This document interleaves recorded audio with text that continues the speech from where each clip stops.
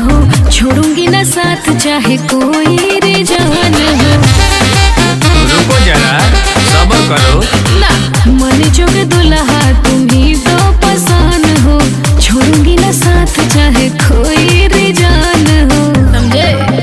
अपने घर वालों को कैसे भी मैनेज कीजिए। नहीं मानेंगे तो शादी लव वाला नहीं अरेंज कीजिए, तो लिपस्टिक का कलर थोड़ा चेंज कीजिए, कि चॉकलेटी नहीं पिंक ऑरेंज कीजिए, तो लिपस्टिक का कलर थोड़ा चेंज कीजिए। खरीद के लाओ ना।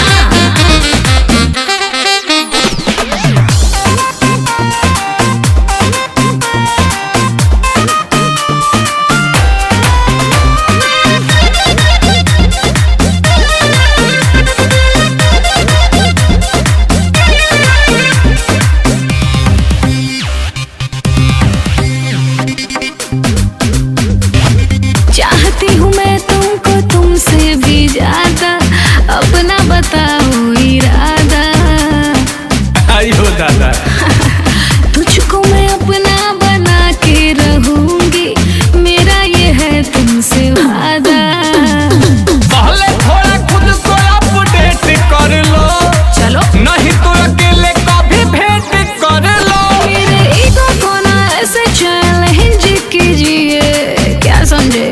तो शादी लव वाला नहीं अरेंज कीजिए, तो लिपस्टिक का कलर थोड़ा चेंज कीजिए,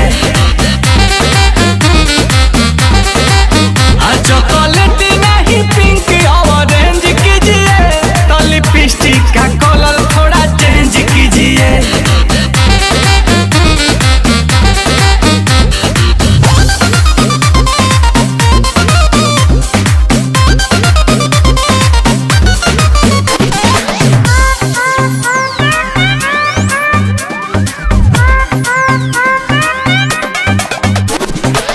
नील कमल मुझे लाइफ बिताना है, तेरे ही दिल में रह के।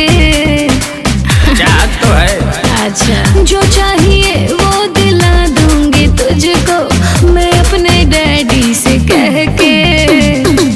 कीमत पे कोई गनीमत नहीं, बात करूं घर में इतनी हिम्मत नहीं। मेरे साथ अब खुद को इंगेज कीजिए।